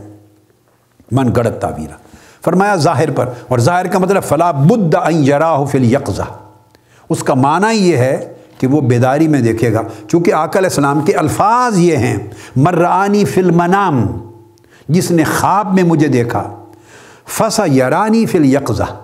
منام خواب کے مقابلے میں بیداری کو لایا، آقا علیہ السلام فرمایا وہ عن قریب بیداری میں بھی مجھے دیکھے گا۔ ایک تو عن قریب فرمایا تو قیامت کی طرف تو اشارہ نہیں جا سکتا، اور پھر وہی دیکھے گا، بیداری کا لفظ جو ہے وہ اسے اپنی زندگی کے اندر دیکھنے کی طرف دلالت کرتا ہے۔ تو پھر دوسرا معنی اس کا کیا ہوا؟ اس طرح امام ابو محمد بن ابی جمرہ وہ بیان کرتے ہیں صحیح بخاری کے اوپر اپنی تعلیقات میں، امام ابو محمد بن ابی جمرہ تعلیقات بخاری میں اپنی میں بیان کرتے ہیں، فرماتے ہیں یدل علی انہ من رآہ فی النوم فسیراہ فی الیقظہ، کہ یہ واضح دلالت ہے جو شخص آقا علیہ السلام کو خواب میں دیکھے گا، زیارت کرے گا، وہ بیداری میں ہی دیکھے گا، دیکھے گا۔ اب اس کے اوپر پھر مختلف بحثیں کی ہیں، اور بحثیں کسی نے یہ بھی کی ہیں کہ یہ تو طے ہو گیا کہ دیکھے گا اپنی زندگی میں، تو آگے کسی نے بحث کی ہے بعد از ممات، قیامت کا دیکھنا سا اس میں نہیں، وہ ہر ایک کے لیے عام ہے، دیکھے گا زندگی کے اندر۔ تو بعضوں نے بحث کی کہ کیا اس کو عموم پہ لیا جائے یا خصوص پر؟ عموم اور خصوص کا مطلب یہ ہے کہ ہر شخص نیک ہے یا صالح ہے یا گناہگار ہے، جس کو بھی قسمت سے آقا علیہ السلام کی زیارت ہو گئی خواب میں، تو کیا ہر زیارت کرنے والا بیداری میں آقا علیہ السلام کی زیارت کرے گا، اس کو موقع ملے گا کہ دیکھ سکے؟ ایک معنی۔ بعضوں نے کہا کہ کیا اس سے یہ تو مراد نہیں کہ ان میں سے جو نیک اور صالح متقی لوگ ہیں انہوں نے اگر خواب میں زیارت کی تو ان کو بیداری میں بھی زیارت ہوگی؟ پھر اس پر پھر امام جلال الدین سیوطی بحث کرتے ہوئے اور دیگر ائمہ اور علماء محدثین کی کافی سارے انہوں نے بھی کہا، انہوں نے کہا اس میں تخصیص کی کوئی وجہ نہیں ہے۔ جب آقا علیہ السلام نے فرمایا مَن رآنِی فِی الْمَنَامِ، جس شخص نے بھی مجھے خواب میں دیکھا میری زیارت کی، وہ بیداری میں میری زیارت کرے گا، تو آپ اس کو نیک اور صالح متقی پرہیزگاروں کی شرط کیوں لگاتے ہیں؟ آقا علیہ السلام نے پوری امت کے لیے یہ فیض کھول دیا، ہر ایک کے لیے، لہٰذا وہ تخصیص بھی نہ رہی۔ تو انہوں نے کہا کہ بغیر، یعنی چونکہ خصوص نہیں ہے تو اس کے کوئی مخصص نہیں ہے اس میں کہ کس وجہ سے اس کی یہ شرط اور قید ایکسٹرا لگائی جائے۔ فرمایا نہیں۔ تو مطلب یہ ہے بات کا کہ ہر وہ شخص جسے خواب میں آقا علیہ السلام کی زیارت ہوگی، اسے بیداری میں حضور علیہ السلام کی زیارت ضرور ہوگی۔ اب وہ کہتے ہیں کس طرح ہوگی؟ اب یہ الگ بات، فرمایا کہ زیارت ہوگی، یہ الگ بات ہے کہ اسے اس زیارت کا شعور ہو یا نہیں۔ وہ مرنے سے پہلے آقا علیہ السلام اس کے سامنے اپیئر ہوں گے جسد مثالی میں، اپنی زیارت کروائیں گے۔ وہ پہچان سکتا ہے یا نہیں پہچان سکتا، پہچان کا تعلق اس کی قلبی معرفت کے ساتھ ہے۔ جو بحث چل رہی ہے علم بالکشف، علم لدنی، علم معرفت، یہ ساری بحث جو چل رہی ہے اس کا تعلق وہ پھر اس کو پہچان دے گا۔ جیسے قبر میں ہر کوئی آقا علیہ السلام کو نہیں پہچانے گا۔ قبر میں جب پوچھا جائے گا کہ یہ ہستی کون ہے تو ہر کوئی نہیں پہچانے گا۔ جو نہیں پہچان سکیں گے وہ کہیں گے معلوم نہیں کون ہے، لیکن جن کی بخشش اور جنت جن کا مقدر ہے وہ کہیں گے ھذا محمد رسول اللہ، یہ اللہ کے رسول ہیں، ہم جس کی تفصیل پچھلی نشست میں کر چکے ہیں بیان۔ تو قبر میں پہچانے گا وہی جو پہچاننے کے قابل ہے، جس نے زندگی میں ایسے عمل کیے تھے، اتباع حضور علیہ السلام کی تھی، آقا کی اسوہ و سیرت طیبہ کی پیروی اتباع کی تھی، آقا کی سنت کی اتباع کی تھی، آقا کے اوامر و نواہی پہ چلا تھا، آقا کی تعلیمات پر عمل کیا تھا، اس نے زندگی میں تقویٰ اپنایا تھا، پرہیزگاری اپنائی تھی، دین کو اپنی زندگی میں نافذ کیا تھا، دین کی پیروی کی تھی۔ اس پر پردے اٹھا دیے جائیں گے۔ وہ زیارت تو ہر کوئی کر رہا ہوگا مگر پہچان بھی لے گا، پہچان لے گا۔ تو جس طرح قبر میں زیارت ہر ایک کو ہوگی مگر پہچانے گا ہر ایک نہیں، کئی کہہ دیں گے نہیں پہچان سکتا، تو ایمان والے کہیں گے ہاں میں پہچانتا ہوں آقا علیہ السلام ہے۔ اس طرح فرمایا فَسَيَّرَانِي فِي الْيَقْظَةِ، خواب میں زیارت کرنے والا ان قریب بیداری میں میری زیارت کرے گا۔ تو بالکل یہی عالم ہوگا کہ زیارت ہو جائے گی تو بہت سوں کو جن کے اوپر غفلت کے پردے پڑے ہوئے ہیں ان کو خبر ہی نہیں ہوگی کہ آقا علیہ السلام تھے۔ اس مجلس میں بیٹھا تھا تو آقا علیہ السلام موجود تھے، یا ان کا رخ انور میرے سامنے آیا تھا، یا میرے سامنے آئے میں نے دیکھا۔ آئیں گے جسد مثالی میں، یاد رکھ لیں، اور جسد مثالی میں ہمیشہ شکلیں بدلتی رہتی، اور جب شکل بدلتی ہے تو وہ اپنی جو آپ کی اپنی حالت ایمانی ہے اس کا عکس ہوتا ہے، اپنی حالت ایمانی کا عکس ہوتا ہے۔ تو پہچان جو ہے وہ آنکھ والے کی پہچان ہوگی، تو کئی پہچان لیں گے کہ آقا علیہ السلام ہیں۔ تو اولیاء اور صوفیاء جنہوں نے کہا کہ اتنی بار میں نے بیداری میں دیکھا، وہ اسی حدیث کی تعبیر تھی کہ انہوں نے دیکھا اور پہچان گئے۔ اور جس نے زیارت کی مگر وہ پہچاننے کے قابل اس نے خود کو نہیں بنایا تھا، اس کو بھی وعدہ حضور علیہ السلام کا پورا ہوگا، وعدہ پورا کریں گے وہ پہچان نہیں سکے گا۔ کوشش کریں کہ آپ کو زیارت بھی ہو اور پہچان بھی سکیں۔ پھر اس میں علماء محدثین نے اس کے اوپر پھر واقعات بیان کیے، اور امام جلال الدین سیوطی نے اس کے اوپر میں نے کہا بڑی تفصیلی بحث کی ہے، اور کہا کہ کئی صحابہ کرام کو بھی یہ چیز نصیب ہوئی۔ آقا علیہ السلام کے وصال کے بعد صحابہ کرام میں سے بعضوں نے بیداری میں آقا علیہ السلام کی زیارت کی، تو اس کو بھی بیان کیا امام جلال الدین سیوطی نے۔ تو یہ بات ضمناً بحث آ گئی تھی، میں نے اس اپنے موضوع میں وقت سے پہلے چونکہ درمیان میں یہ تذکرہ آ گیا تو میں نے کچھ چیزیں بطور توضیحات کے اور تشریحات کے بیان کر دی۔ اب پلٹ کے پھر بخاری شریف کی طرف آ رہے ہیں کہ نجاشی کا جنازہ کشفاً آقا علیہ السلام نے دیکھا، پڑھایا۔ ایک اور واقعہ میں جسٹ ایسے کئی چیزیں کوٹ کر رہا ہوں سمجھانے کے لیے، یہ بھی صحیح بخاری ہے، اور حضرت عبداللہ ابن عباس رضی اللہ تعالیٰ عنہ حدیث کے راوی ہیں۔ آپ فرماتے ہیں کہ ان النبی صلی اللہ علیہ وسلم انہ مر بقبرین یعذبان، آقا علیہ السلام گزرے، صحابہ ساتھ تھے، اور دو قبروں کے اوپر سے گزر ہوا۔ اب دیکھیے قبروں سے اوپر گزرے، صحابہ بھی گزرے ہیں، آقا علیہ السلام بھی گزرے، وہ نہیں دیکھ سکے، آقا علیہ السلام نے دیکھا۔ اور کیا دیکھا؟ آقا علیہ السلام نے فرمایا فقال انہما لیعذبان وما یعذبان فی کبیر، آقا علیہ السلام نے فرمایا ان دو جو قبریں ہیں ان دونوں کو عذاب ہو رہا ہے، اور پھر ارشاد فرمایا کہ عذاب بھی کسی بہت برے عمل کی وجہ سے نہیں ہو رہا، بات چھوٹی چیزوں کی گرفت میں آ گئے۔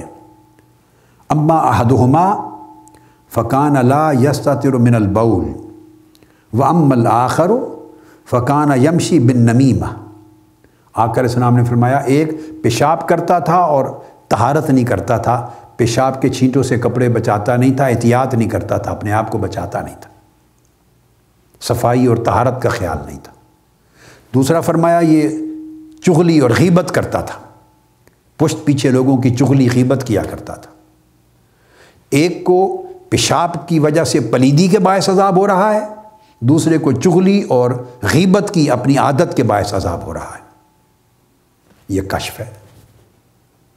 پھر آقا علیہ السلام نے فرمایا حدیث کے لفظ، ان کو بھیجا، صحابہ کو منگوایا کہ کھجور وغیرہ کا یا کوئی درخت نظر آئے یا کھجور کا تو اس کے پتے توڑ کے لے آؤ۔ تو کھجور کا درخت ملا، ثم اخذ جریدتاً رطبتاً فشقها بنصفین،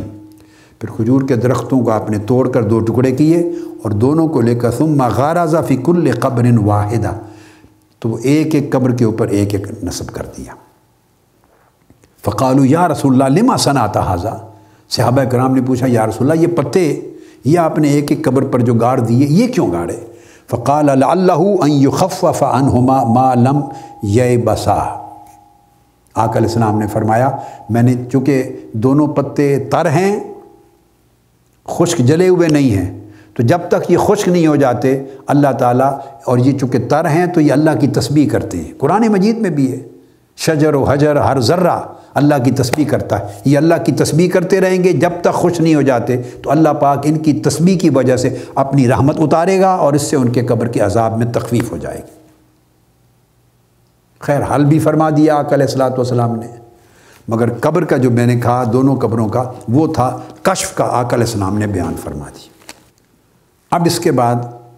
صحیح مسلم کی حدیث لیتے ہیں مزید، چونکہ اب صحابہ کرام کی طرف ان کے کشف کی طرف بڑھ رہے ہیں، خلفائے راشدین کی طرف۔ گو درمیان میں تذکرہ میں تھوڑا سا کر چکا حضرت عمران بن حسین کے ضمن میں، پھر آگے امام جلال الدین سیوطی کا اور امام غزالی کا وہ کر چکا ہوں، مگر میں بنیادی بات پھر ایک مضبوطی کے ساتھ آپ کے ذہنوں میں مستحکم کرنا چاہتا ہوں۔ آقا علیہ السلام کا یہ علم بالکشف، یہ مکاشفات، انہیں یہ کہہ کر ذہن کو رد نہیں کرنا چاہیے کہ ذہن رد کر دے کہ یہ معجزات تھے۔ میں یہ بات کئی بار سمجھا چکا ہوں کہ وہ معجزات صرف اس کو ٹائٹل کے طور پہ کہتے ہیں، تو غیر نبی کو بھی یہ مقامات عطا ہوتے ہیں، امت کو بھی۔ تو میں چونکہ اب غیر نبی یعنی صحابہ کرام اور خلفائے راشدین کے کشف، علم بالکشف کی طرف بڑھ رہا ہوں، اس لیے میں نے چاہا کہ یہاں قرآن مجید کی ایک آیہ کریمہ جس کا ذکر ہم پہلے کر چکے ہیں مگر اب تھوڑے ڈیفرنٹ اینگل سے اس کے حوالے دینا چاہتا ہوں، اس کا اس تذکرہ یہاں لے آؤں تاکہ بنیاد پھر قرآنی حوالے سے قائم ہو جائے، اور وہ واقعہ سیدنا موسیٰ علیہ السلام اور سیدنا خضر علیہ السلام کا ہے۔ چونکہ اس کو بیان کر چکے ہیں اور تینوں کشف، تینوں واقعات کر چکے، لہٰذا ان کو ریپیٹ نہیں کرنا۔ تو میں اس میں یہ حافظ ابن کثیر کی تفسیر ہے، تفسیر ابن کثیر، اور یہ چیز تفسیر ابن جریر میں بھی ہے، آگے پھر بہت ساری کتب میں سارے حوالے دے دوں گا۔ اب میں نے بڑی معتمد تفسیر لی ہے جس کو ہر کوئی پڑھتا ہے عالم عرب میں، حرمین شریفین میں، طلباء، وہاں کی یونیورسٹیز میں، جامعات میں یہی پڑھائی جاتی، سب سے زیادہ اعتماد اس پہ کیا جاتا اور بڑی معتمد تفسیر ہے، اتھارٹیٹو تفسیر ہے تفسیر ابن کثیر۔ اب اس کا حوالہ دے رہا ہوں اس لیے میں نے اس کو کوٹ کر دیا۔ یہ جو قرآن مجید کی آیت کریمہ اتری، فَوَجَدَا عَبْدًا مِّنْ عِبَادِنَا آتَيْنَاهُ رَحْمَةً مِّنْ عِنْدِنَا وَعَلَّمْنَاهُ مِن لَّدُنَّا عِلْمًا، جیسا کہ میں نے عرض کیا کہ اس کے واقعات کی طرف نہیں جانا، اس پر گفتگو ہو چکی پچھلی ایک نشست میں، اب اس کے کچھ گوشے بیان کرنا چاہتا ہوں۔ آپ کو یاد ہوگا اگر آپ نے پچھلی اس نشست کو سنا ہے کہ امام بخاری کا میں نے حوالہ دیا کہ امام بخاری نے اس حدیث کو بیان کرتے ہوئے، امام بخاری نے صحیح بخاری میں جو روایت کی ہے وہ یہ کہ جب موسیٰ علیہ السلام نے سلام کیا حضرت خضر علیہ السلام کو، آپ نے تعارف جب چاہ لیا تو پوچھا آپ کس طرح تشریف لائے ہیں، تو موسیٰ علیہ السلام نے بتایا کہ جو آپ کو علم خصوصی عطا ہوا ہے اس میں سے میں کچھ حصہ سیکھنا چاہتا ہوں۔ تو امام بخاری نے روایت کیا آقا علیہ السلام سے، انہوں نے کہا کہ یا موسیٰ انی لی علما لا ينبغی لک ان تعلمہ، یعنی انی لی علما علمنی اللہ، اللہ پاک نے مجھے ایک ایسا خاص علم عطا کیا ہے، آپ کے لیے ضروری نہیں کہ آپ وہ سارا کا سارا حاصل کر لیں۔ وَإِنَّ لَكَ عِلْمًا لَا يَنبَغِي لِي أَنْ أَعْلَمَهُ وَإِنَّكَ عَلَىٰ عِلْمٍ، دوسری روایت میں عَلَّمَكَ اللَّهُ لَا يَنبَغِي لِي أَنْ أَعْلَمَهُ، کہ آپ کو اللہ نے کوئی علم عطا کیا ہے تورات کے ذریعے، تو میرے لیے کوئی ضروری نہیں کہ میں وہ سارا کا سارا میں حاصل کر لوں، ضروری حد تک میرے پاس وہ علم ہے، اسی طرح ضروری حد تک آپ کے پاس یہ علم ہے جو علم مکاشفہ، علم کشف، علم لدنی ہے۔ یہ بخاری شریف کی روایت تھی۔ آج میں امام بخاری کے شیخ ہیں امام حمیدی، ان کی سند سے حافظ ابن کثیر نے روایت لی، وہ بھی یہی کہتے ہیں، فرماتے ہیں یا موسیٰ انی علی علم من علم اللہ علمنی لا تعلمہ انت، خضر علیہ السلام نے کہا اے موسیٰ اللہ کے علم میں سے مجھے وہ علم دیا گیا ہے جو آپ کو نہیں اتنا دیا گیا، اسی طرح انت علی علم من علم اللہ علمکہ اللہ لا اعلم، اللہ کے علم میں سے ہی آپ کو بھی علم عطا کیا گیا ہے اتنا کہ وہ سارا کا سارا مجھے نہیں دیا گیا، تو میں اپنے ملے پر اکتفا کرتا ہوں، آپ اپنے ملے پر اکتفا کریں۔ تو یہاں جو لفظ دونوں حدیثوں میں سے بخاری بھی اور مسند الحمیدی سے بھی، علم ظاہر ہو یا علم باطن ہے، یہ دونوں علم اللہ کے علم میں سے، اللہ کی عطا ہے، اس لیے اللہ پاک نے فرمایا علمناہ من لدنا علما، اس علم کا کوئی انکار نہیں کر سکتا، یہ علم الہی کی خیرات ہے، اس میں سے عطا ہوا، جس پر موسیٰ علیہ السلام نے کہا کہ اسی کو سیکھنے آیا ہوں۔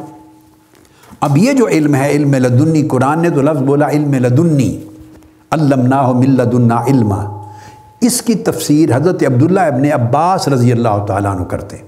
آقا علیہ السلام کے صحابی، جس کو حافظ ابن کثیر نے تفسیر ابن کثیر میں روایت کیا۔ عبداللہ ابن عباس رضی اللہ تعالیٰ عنہ نے فرمایا اس آیت کے ٹکڑے کے تحت قال انک لن تستطیع معی صبرا، خضر علیہ السلام نے فرمایا کہ اگر آپ پھر اس علم کو سیکھنا چاہتے ہیں تو آپ کو بڑا صبر کرنا پڑے گا، صبر میں مشقت کرنی پڑے گی، اور آپ کے لیے بڑی مشکل ہے اتنا صبر کرنا۔ یہاں پر حافظ ابن کثیر نے حضرت عبداللہ ابن عباس رضی اللہ تعالیٰ عنہ کا قول نقل کیا، وَكَانَ رَجُلًا يَعْلَمُ عِلْمَ الْغَيْبِ قَدْ عُلِّمَ ذَلِكَ،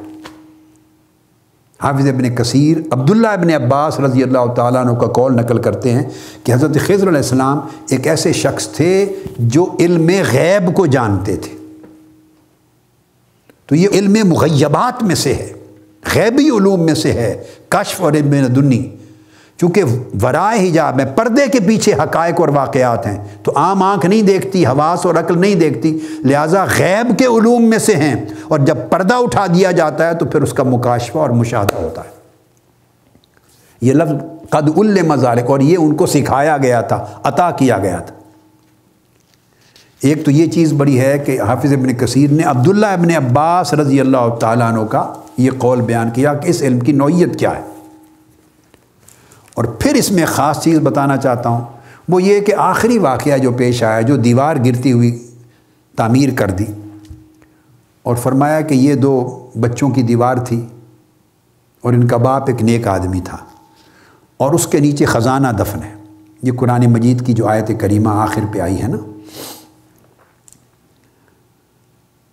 اس کا ذکر کرتے ہوئے فرماتے ہیں فَأَمَّا الْجِدَارُ فَكَانَ لِغُلَامَيْنِ يَتِيمَيْنِ فِي الْمَدِينَةِ وَكَانَ تَحْتَهُ كَنْزٌ لَهُمَا، کہ اس دیوار کے نیچے ان دونوں بھائیوں کا، یتیم بھائیوں کے لیے خزانہ دفن تھا، وَكَانَ أَبُوهُمَا صَالِحًا، اور ان کے والد یعنی باپ بڑے نیک آدمی تھے۔ اس نقطے کو حافظ ابن کثیر نے بیان کیا ہے، اور اکرمہ اور قتادہ اور دیگر تابعین نے بیان کیا کہ جو مال دفن تھا زمین کے نیچے کس طرح کشف ہوا علم لدنی، انہوں نے کہا کہ وہ مال تھا۔ ابن جریر نے بھی اس کو روایت کیا کہ وہ خزانہ تھا، مال تھا، نیچے دفن تھا،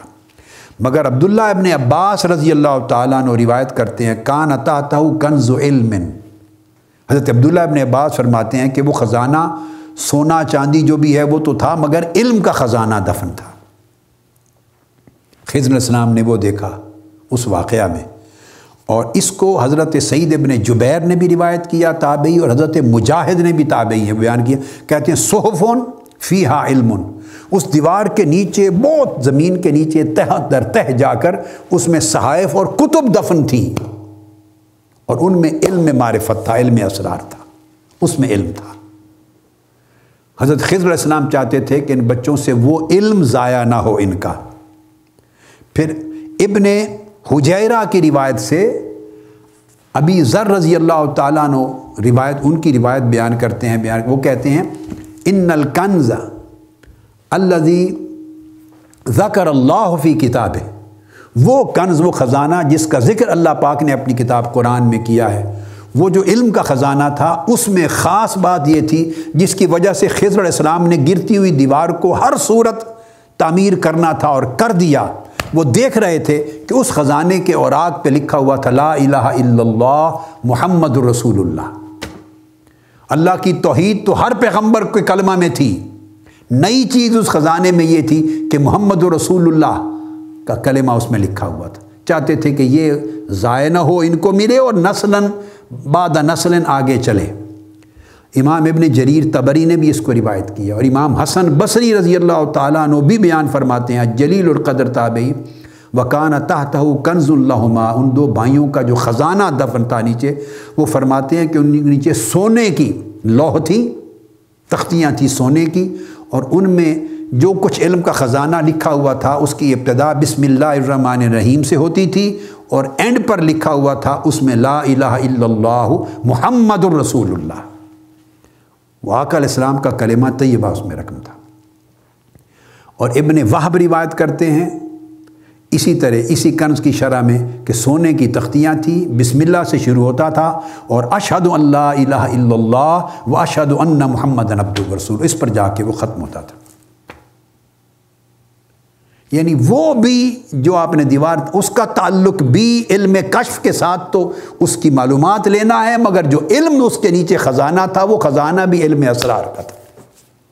معرف کا۔ وہ چاہتے تھے وہ بڑا عظیم اسرار دینیہ کا اور آقا علیہ السلام کی بعثت کی اطلاعات کا خزانہ وہ ضائع نہ ہو جائے، وہ اگلی نسلوں کو ان الواح کے ذریعے، تختیوں کے ذریعے آقا علیہ السلام کی آمد کا جو علم ہے وہ ملتا رہے۔ آف کورس انبیاء بھی بتاتے تھے امتوں کو، مگر تحریری طور پہ وہ الواح تھی، اور الواح یقیناً کسی اللہ کے نبی یا کئی انبیاء کی طرف سے وراثت میں آئی ہوں گی، جو بتایا کرتے تھے امت کو کہ آخر میں رسول پاک صلی اللہ علیہ وسلم تشریف لائیں گے۔ اور یہ جو فرمایا ان کا باپ نیک آدمی تھا، اب وہ نسب کا معاملہ ہے، کون نیک آدمی تھا اس کو بھی بیان کیا حافظ ابن کثیر نے، اور قول نقل کیا امام جعفر صادق رضی اللہ تعالیٰ عنہ کا، امام جعفر بن محمد الصادق، وہ روایت کرتے ہیں کہ وہ جو باپ ان کا نیک آدمی تھا وہ ان یتیم بچوں کے باپ میں اور اس نیک شخص میں جو ان کے نسب میں تھا 7 پشتیں تھیں درمیان میں، یعنی 7 پشتیں اوپر جا کر وہ اللہ کا ولی اللہ تھا۔ اس کا مطلب ہے آقا علیہ السلام کی اسرار معرفت، بعثت کی معرفت سے متعلق وہ خزانہ انبیاء سے لے کر اس نے دفن کیا تھا کہ میری نسلوں کو ملے۔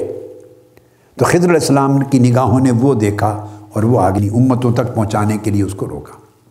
اور اس میں اندر تھی خضر علیہ السلام۔ اس کو خضر کیوں کہتے ہیں؟ جب علم باطنی مل جاتا ہے اور اتنا بڑا علم لدنی اور علم الہیہ سے کہ ہم کنار ہوتا ہے تو ان کا نام خضر پڑا، حالانکہ اصل نام ان کا مفسرین لکھتے ہیں وہ خضر نہیں تھا، یا خضر یا خضر اصل نام نہیں تھا، مختلف نام لکھے گئے ہیں۔ کوئی کہتے ہیں ان کا نام بلیہ بن ملکان بن فالغ تھا، کسی نے کچھ کہا، کسی نے کچھ کہا، کوئی کہتے ہیں ابو العباس ان کی کنیت تھی، مگر خضر یا خضر یہ نام کیوں تھا؟ امام احمد بن حنبل نے روایت کیا آقا علیہ السلام کی حدیث کو، حضور علیہ السلام نے وجہ تسمیہ بیان کی، اور امام بخاری نے بھی اس کو بیان کیا صحیح بخاری میں، اور امام عبد الرزاق نے بھی اپنے مصنف میں روایت کیا۔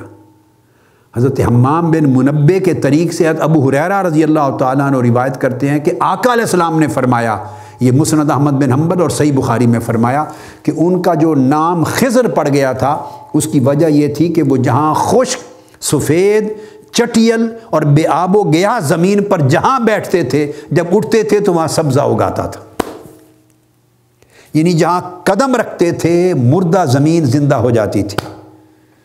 جیسے جہاں وہ رہتے تھے، وضو کرتے تھے، غسل کرتے تھے، اس پانی اور آب و ہوا کو یہ تاثیر مل گئی تھی کہ موسیٰ علیہ السلام اور یوشع بن نون جب وہاں سے گزرے تو مچھلی پر وہ پانی لگا جو بھون کر کاٹ کر بطور سالن تیار کر کے چلے تھے، تو مردہ مچھلی اس آب و ہوا کے اثر سے زندہ ہو گئی۔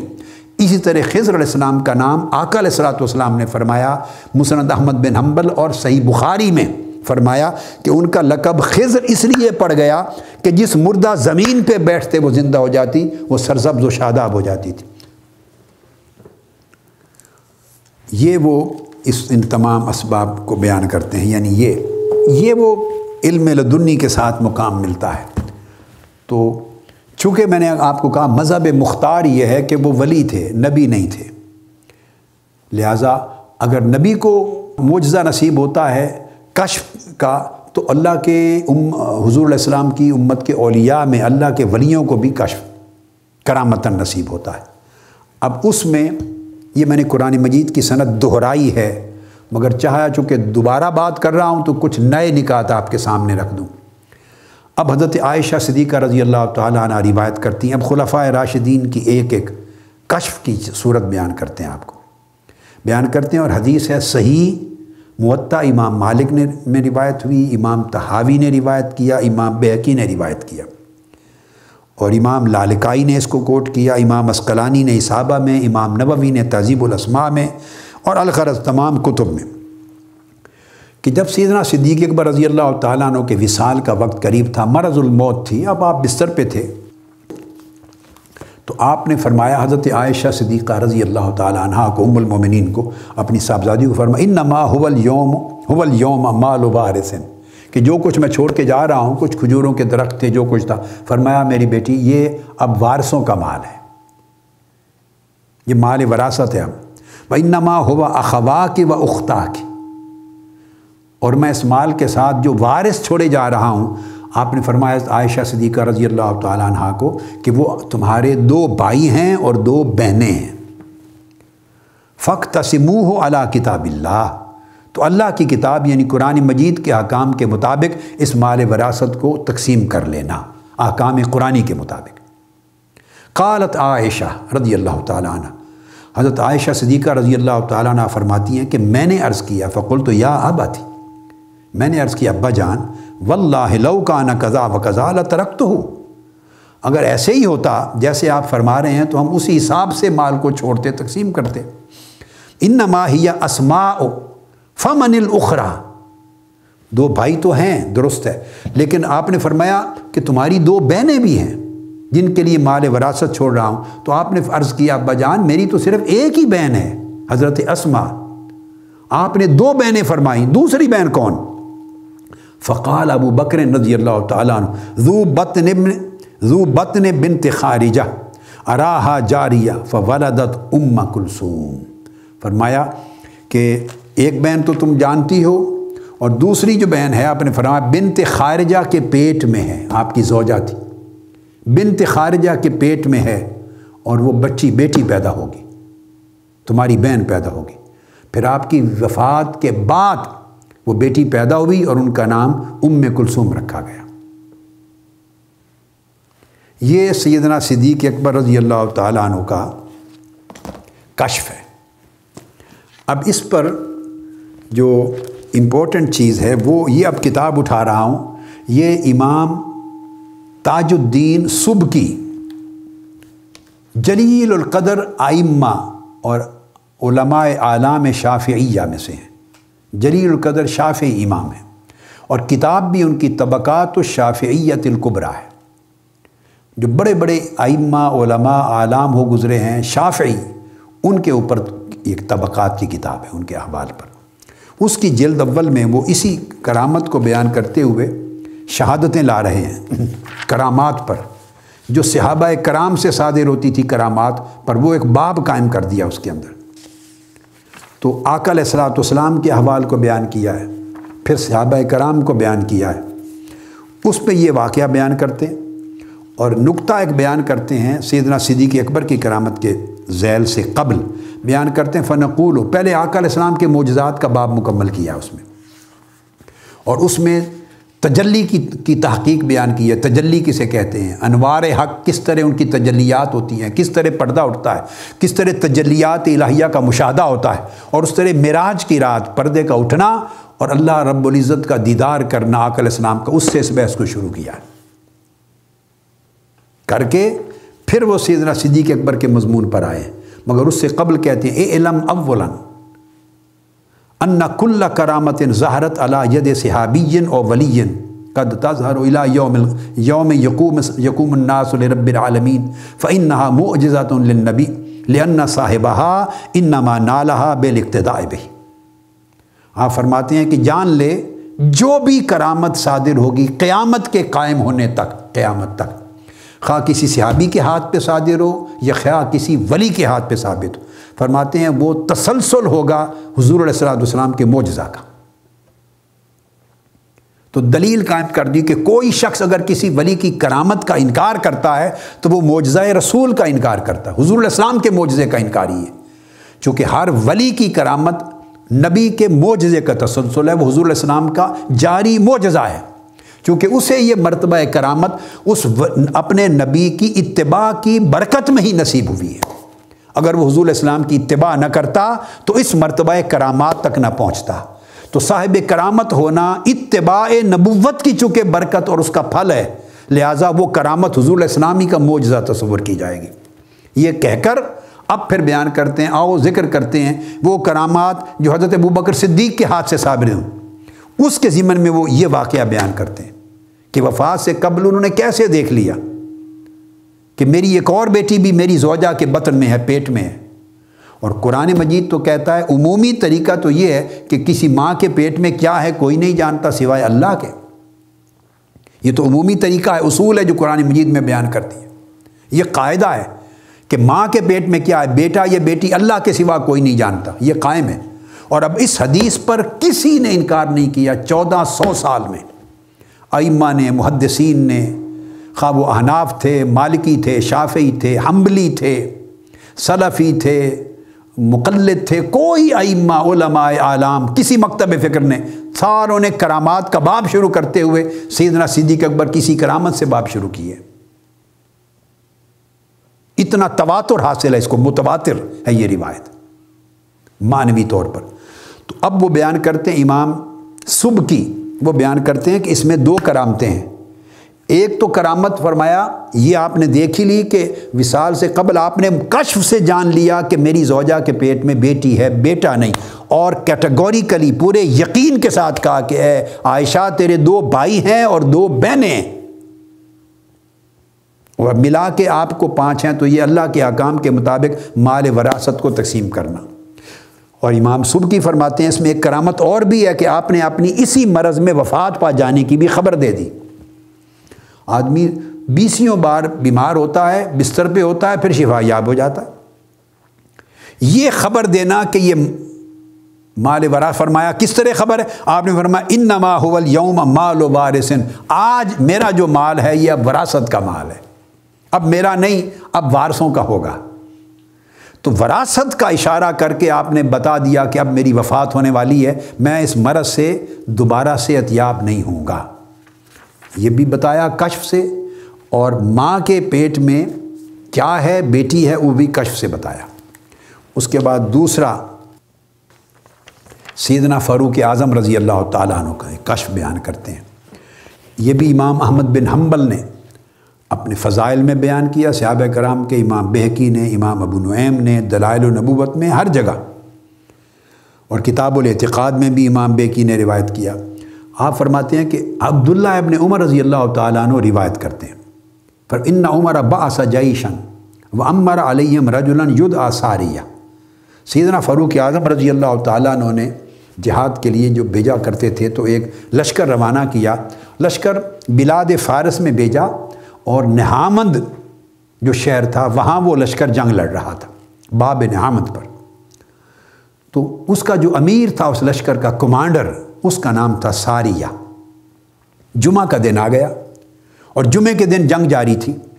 صبح سے لے کے آنورڈز حتیٰ کہ نماز جمعہ کا وقت آ گیا، بڑی گھمسان کی جنگ تھی، دشمن کی افواج بہت زیادہ تعداد میں جمع تھی۔ اور واقعہ یہ ہوا کہ عین جب نماز جمعہ کا وقت آیا، ادھر مدینہ طیبہ میں سیدنا فاروق اعظم رضی اللہ تعالیٰ عنہ، امیر المومنین سیدنا فاروق اعظم، صحابہ کرام کا اجتماع ہے، مسجد نبوی ہے، منبر رسول پہ خطبہ جمعہ ارشاد فرما رہے ہیں، خطبہ جمعہ ہو رہا ہے۔ ادھر باب نہامند پر دشمنوں کی افواج نے صحابہ کرام کی فوج کو گھیر لیا، آگے سے بھی اور پیچھے سے بھی۔ فرنٹ کا تو ان کو پتہ تھا، جنگ لڑ رہے تھے، مگر وہ پیچھے پہاڑ کے پیچھے سے دشمنوں نے اپنی بہت سارے اور لشکر پہاڑ کے پیچھے سے بھیج دیے کہ جو بیک سے حملہ کریں اور مسلمانوں کو شکست ہو جانی تھی۔ اب وہ ان کو معلوم نہیں تھا، وہ پہاڑوں کے پیچھے سے آ گئے تھے۔ ادھر آپ خطبہ جمعہ ارشاد فرما رہے ہیں، فَبَيْنَمَا عُمَرُ يَخْطُبُ فَجَعَلَ يَصِيحُ۔ ابن عمر رضی اللہ تعالیٰ عنہ فرماتے ہیں کہ ہم خطبہ جمعہ کا سن رہے تھے، سیدنا فاروق اعظم خطبہ جمعہ دے رہے ہیں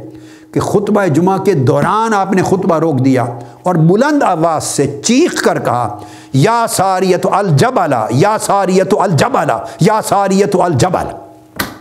بآواز بلند کا، ساریہ پہاڑ کی اوٹ لے،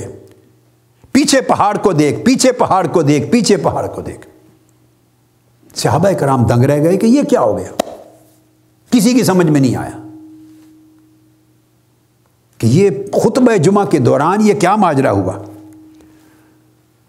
اب یہاں میں اس روایت میں ایک اور آواز کو ایڈ کرنا چاہتا ہوں اسی کی، کہ بعد ازاں حضرت عبد الرحمن بن عوف رضی اللہ تعالیٰ عنہ، یہ دلائل نبوت ہے امام ابو نعیم کی، اور حدیث میں بتا رہا ہوں امام احمد بن حنبل صاحب دونوں کو ملا کر اس میں اس کی تفصیل دے رہا ہوں۔ صحابہ کرام بھی حیرت زدہ ہو گئے کہ یہ حضرت فاروق اعظم نے دوران خطبہ جمعہ یہ کیا کر دیا۔ اب کسی کو جرأت نہ ہوئی پوچھنے کی، مگر بات کرتے رہے آپس میں۔ حضرت عبد الرحمن بن عوف رضی اللہ تعالیٰ عنہ آئے، یہ ابو نعیم کی دلائل و نبوت کو ایڈ کر رہا ہوں واقعہ کی اور تفصیل دینے کے لیے،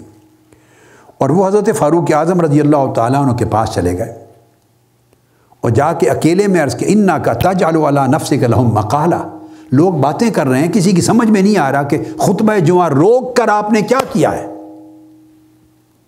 ایو شیء ھذا، عبد الرحمن بن عوف رضی اللہ عنہ پوچھتے ہیں آج آپ نے یہ کیا کہا ہے، یہ کیا ماجرا ہے۔ سیدنا فاروق اعظم رضی اللہ تعالیٰ عنہ نے جواب دیا، قال انی واللہ ما ملکت ذالک، خدا کی قسم میرا اپنے اوپر قابو نہیں رہا تھا، کنٹرول نہیں رہا تھا۔ پوچھا کیوں نہیں رہا تھا؟ قال رأیتہم یقاتلون عند جبل یؤتون من بین ایدیہم ومن خلفہم فلم املک، فرمایا کہ میں خطبہ جمعہ دے رہا تھا اور باب نہامند پر میرا لشکر غیر مسلموں کے ساتھ جنگ کر رہا تھا، وہ کئی لشکروں کے لشکر انہوں نے آگے سے بھی گھیر لیا میرے لشکر کو، اور یہ واقعہ یہ مدینہ پاک میں کھڑے ہیں، یہ واقعہ فارس میں نہامند میں ہو رہا ہے، اور پیچھے پہاڑ کے پیچھے سے لشکر نے گھیر لیا تھا اور بڑی گھمسان کی جنگ تھی، اور قریب تھا کہ پیچھے سے حملہ کر کے مسلمانوں کے لشکر کو شکست دے دیں، تو میں اپنے قابو سے باہر ہو گیا اور میں نے کہا یا ساریۃ الجبل یا ساریۃ الجبل، میں نے اپنی آواز پہنچائی کہ ساریہ اور اے لشکر والو پیچھے کی خبر لو پہاڑ کی طرف۔ یہ سیدنا فاروق اعظم رضی اللہ تعالیٰ عنہ نے خود وضاحت کی۔ اب آپ دیکھیے کہ ایسا نہیں ہوا کہ بیٹھ کر مراقبہ کر رہے ہیں اور پوری توجہ کر رہے ہیں کشف کے لیے، خطبہ جمعہ دے رہے ہیں، تو آپ کو اللہ رب العزت نے وہ مقام عطا کر دیا تھا جس کو مقام تحدیث کہتے ہیں، کہ سارے پردے آپ سے اٹھا دیے گئے تھے، اور آقا علیہ السلام نے فرمایا کہ ملائکہ عمر کی زبان پہ ہم کلام ہوتے تھے، حق اللہ کی ذات آپ کی زبان پر ہم کلام فرماتی تھی، پردے اٹھا دیے۔ تو آپ دیکھ رہے تھے لشکر نہامند میں، فارس کے علاقوں میں، پرشیا ایران کا جو پرانے قدیم علاقے، وہاں لڑ رہا ہے، گھیرا وہاں تنگ ہو رہا ہے، اور سیدنا فاروق اعظم مدینہ طیبہ میں مسجد نبوی پر منبر رسول پر کھڑے ہوئے یہاں سے مشاہدہ فرما، کشف کا یہ عالم ہے، اور آواز دے کر ان کو اطلاع کی۔ پھر فرماتے ہیں حضرت عبداللہ ابن عمر رضی اللہ تعالیٰ فقادم رسول من الجیش، چند دن گزرے، ساریہ ان کی طرف سے پیغامبر آیا، اور اس نے آ کے جو اس فوج میں لڑ رہے تھے آ کے بتایا، فقال یا امیر المومنین لقینا عدونا فہزمونا فاذا بساح یسیح، ہم گمسان کی جنگ تھی، دشمن کے ساتھ لڑ رہے تھے، انہوں نے پیچھے سے ہمیں گھیر لیا تھا، قریب تھا کہ دشمن ہمیں شکست دے دے، اچانک آپ کی آواز ہم تک پہنچی بآواز بلند۔ تو صرف حضرت ساریہ نے نہیں، پورے لشکر کے ہزاروں صحابہ نے سنا، آواز ہم تک پہنچی، اور پکارنے کی آواز یہ تھی کہ اے ساریہ پہاڑ کی اوٹ لو، پہاڑ کی اوٹ لو۔ ہم نے اپنی پیٹھیں پہاڑ کی طرف پھیر لی اور مڑ کے دیکھا تو دشمن کا لشکر تھا، تو ہم نے پھر جنگ لڑی اور انہیں شکست دے کر ہمیں فتح نصیب ہو گئی۔ اب یہ سیدنا فاروق اعظم رضی اللہ تعالیٰ عنہ کے کشف کا عالم ہے۔ اب اسی طرح آگے سیدنا عثمان غنی رضی اللہ تعالیٰ عنہ کا کشف میں بیان کرتا ہوں۔ یہ بھی امام تاج الدین سبکی اپنی کتاب طبقات الشافعیۃ الکبریٰ کی جلد اول میں بیان کرتے ہیں اسی طرح۔ اور سیدنا فاروق اعظم کے ان کے کشف تو تھے ہی، ان کے تصرفات کا بھی کوئی تصور نہیں کر سکتا۔ آپ کے زمانے میں سیدنا فاروق، یہ بائی دی وے بات آ گئی آپ کی شان اقدس میں، آپ کے زمانے اقدس میں ایک بار آپ چل رہے ہیں اور زلزلہ آ گیا زمین پر۔ زلزلے اب بھی آتے ہیں پاکستان میں، زلزلہ آ گیا۔ اب یہ میں اس لیے کوٹ کر رہا ہوں تاکہ زلزلے کا ایک روحانی سبب بھی بیان ہو جائے۔ یہ امام تاج الدین سبکی نے بیان کیا، وَمِنْهَا قِصَّةُ الزَّلْزَلَةِ عنوان لگا کر، اور امام الحرمین الجوینی نے بیان کیا اپنی کتاب الشامل میں، اور امام سبکی نے کوٹ کیا، فرماتے ہیں کہ جب بڑا شدید زلزلہ آیا تو سیدنا فاروق اعظم رضی اللہ تعالیٰ عنہ زلزلہ دیکھ کے کھڑے ہو گئے۔ آپ کے ہاتھ میں درہ ہوتا تھا، ایک چھڑی، ایک سوٹی ہوتی تھی، فَضَرَبَهَا بِالدُّرَّةِ وَقَالَ أَلَمْ أَعْدِلْ عَلَيْكَ فَاسْتَقَرَّتْ مِنْ وَقْتِهَا۔ آپ نے درہ مارا، اپنا کوڑا مارا زمین پر اور کہا کہ زمین، زلزلہ کیوں تم پر آتا ہے؟ کیا عدل نہیں ہو رہا تمہارے اوپر؟ کیا میں نے نظام عدل بپا نہیں کر رکھا؟ کوڑا مار کے جو جلال میں آ کر پوچھا کیا میں عدل نہیں کر رہا؟ اسی وقت زلزلہ ختم ہو گیا، زمین تھم گئی۔ یہ تو آپ کا مقام ہے تصرف روحانی کا، لیکن اس میں جو ایک بات نکلی، فاروق اعظم رضی اللہ تعالیٰ عنہ نے فی الفور آپ کا دھیان اس امر کی طرف کیوں نہیں گیا کہ کیا عدل نہیں ہو رہا تمہارے اوپر؟ تو گویا آپ نے کنیکٹ کیا کہ زلزلے زیادہ اسی سرزمین پر آتے ہیں جس پر عدل ختم ہو جاتا ہے، جہاں نظام عدل بپا نہیں ہوتا، جہاں انسانی حقوق برباد ہوتے ہیں، لوگوں کے خون بہتے ہیں، عزتیں لٹتی ہیں، لوٹ مار ہوتی ہے، کرپشن ہوتی ہے، تباہی اور بربادی ہوتی ہے، اللہ کے احکام توڑے جاتے ہیں۔ جہاں زلزلے کے اسباب مادی ہیں، وہ پلیٹس ہیں دو ملتی ہیں جو ہیں وہ مادی اسباب ہیں، وہاں روحانی اسباب بھی ہیں۔ تو روحانی اسباب میں یہ آپ نے یہ جملہ اس لیے بولا، اور پھر آپ کا تصرف تھا کہ رک گیا۔ اب سیدنا عثمان غنی رضی اللہ تعالیٰ عنہ کا ایک کشف کوٹ کرتا ہوں، یہی امام تاج الدین سبکی طبقات الشافعیۃ الکبریٰ میں اسی باب میں آگے چل کے لکھتے ہیں سیدنا عثمان غنی کا کہ آپ ایک صحابہ کرام کے جھرمٹ میں بیٹھے ہیں، ایک شخص آپ کی مجلس میں آیا، وہ گھر سے نکلا تھا، رستے میں ایک عورت اسے نظر آئی تھی، اس نے اس کو گھور کے دیکھا تھا ایسے، بس صرف اتنا ہی ہے کہ تأمل کے ساتھ غور اس کے سب دیکھا تھا جو اس کو اس طرح دیکھنا نہیں چاہیے تھا، بس بات ختم ہو گئی۔ آپ کی مجلس میں آیا، جو ہی داخل ہوا، مجلس میں داخل ہوا، فقال له عثمان رضی اللہ تعالی عنہ، سیدنا عثمان غنی اس شخص کی طرف دیکھ کر بولے، يدخل احدكم وفي عينيه اثر الزنا۔ اب ایک ایسا شخص تمہاری مجلس میں آیا ہے جس کی آنکھوں میں بدکاری کا اثر نظر آ رہا ہے، یعنی اس کی آنکھیں بدکاری کر کے آئی ہیں، اس کی آنکھیں بدکاری کر کے آئی ہیں، سیدنا عثمان غنی رضی اللہ تعالیٰ عنہ۔ تو اس شخص نے حیران ہو کر پوچھا، کیا رسول پاک صلی اللہ علیہ وسلم کے بعد بھی وحی اترتی ہے؟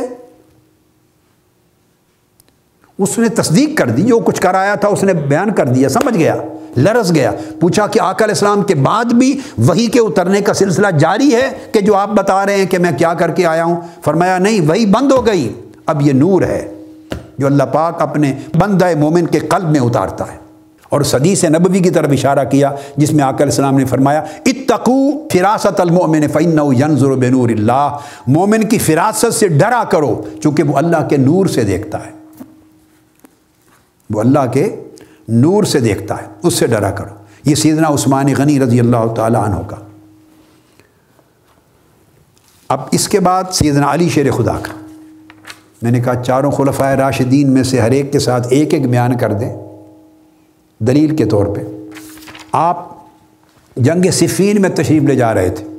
اپنے زمانہ خلافت دو عہد خلافت میں، اور میدان کربلا تک جب پہنچے،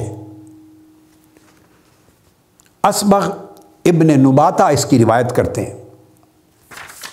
اور یہ میں وہی کوٹ کر رہا ہوں دلائل نبوت امام ابو نعیم الاصبہانی کی روایت سے پوری سند کے ساتھ۔ اور اصبغ ابن نباتہ بیان کرتے ہیں کہ اتینا معہ موضع قبر الحسین رضی اللہ تعالیٰ عنہ، کہ جہاں امام حسین رضی اللہ تعالیٰ عنہ کی قبر انور ہے، مزار اقدس ہے آج، اس وقت تو میدان تھا کربلا کا۔ جب ہم اس جگہ پر پہنچے کھلا میدان تھا، سیدنا علی المرتضیٰ کرم اللہ وجہہ الکریم کے اپنے دور خلافت کی بات ہو رہی ہے۔ پہنچے تو فقال ہا ہونا، آپ نے نشان لگایا، مناخ رکابہم و موضع رحالہم و ہا ہونا محراق دمائہم فتیتم من آل محمد صلی اللہ علیہ وآلہ وسلم یقتلون بہذہ العرصہ تبکی علیہم السماء والارض۔ فرمایا ہاتھ کا نشان لگا کر یہاں ان کے کجاوے اتریں گے، گھوڑے ان کے اونٹ بیٹھیں گے، یہاں ان کے کجاوے اتریں گے، یہاں ان کے خون بہے جائیں گے، اور اہل بیت محمد اور آل محمد کا ایک طبقہ یہاں شہید کیا جائے گا، اور زمین و آسمان خون کے آنسو گرائیں گے ان کی شہادت پر۔ یہ سیدنا مولا علی المرتضیٰ کرم اللہ وجہ الکریم نے اس کو بیان فرمایا۔ یعنی یہ وہ مقام ہے کشف کا، یہ ایک ایک واقعہ، یعنی واقعہ 61 میں جا کے ہوا ہے شہادت کا، اور جنگ صفین غالباً 37-38 ہجری میں ہوئی ہے آپ کی شہادت سے پہلے، لیکن عالم یہ ہے کہ آپ سمجھیں 32-33 سال قبل آپ نے ایک ایک شے پہ ہاتھوں کا نشان لگا کر بتا دیا۔ یہ کشف ہے۔ تو صحابہ کرام بھی اصحاب کشف تھے، اور یہ علم لدنی صاف ظاہر ہے جو آقا علیہ الصلوۃ والسلام سے جس کی نہریں رواں ہوئیں اور جو خیرات سب کو ملی اور امت کو ملی، صحابہ کرام اس علم سے کیسے محروم رہ سکتے تھے۔ تو آج ہم نے گفتگو یہاں پہ ختم کی، اگلی نشست میں انشاءاللہ تعالی چند چیزیں اس کے حوالے سے اور بیان کروں گا، اور ائمہ علم اصول اور ائمہ علم کلام اور ائمہ علم حدیث اور ائمہ علم فقہ، ان کے کچھ ریفرنسز اس سبجیکٹ پہ دے کے پھر اس کو کلوز کریں گے اور آگے بڑھیں گے انشاءاللہ۔ وما علینا الا البلاغ۔